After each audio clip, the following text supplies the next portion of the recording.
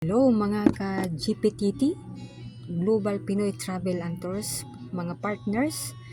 So mga guys, so ngayon meron na naman akong bagong transactions.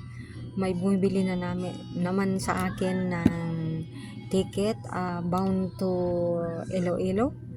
So maraming salamat sa Panginoon kasi meron po akong ganitong klaseng business na kahit sa bahay lang or sa pwesto ay pwede po akong mag-transact ng business. So dati po akong OFW, so ngayon nag-forward na at the same time ginawa ko na po ang Global Pinoy Travel and Tours business na home base guys. So mga OFW, saludo po ako sa inyo kung naghanap po ba kayo ng mga extra income o business na pwede po itong GPTT Global Pinoy Travel and Tours guys, kasi marami na pong mga OFW na nag-business dito nung umuwi sa Pilipinas or kahit nandyan ka sa abroad guys, kasi itong business na ito is all in one guys.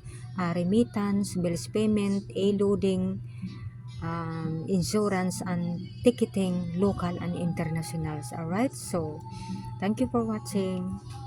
God bless.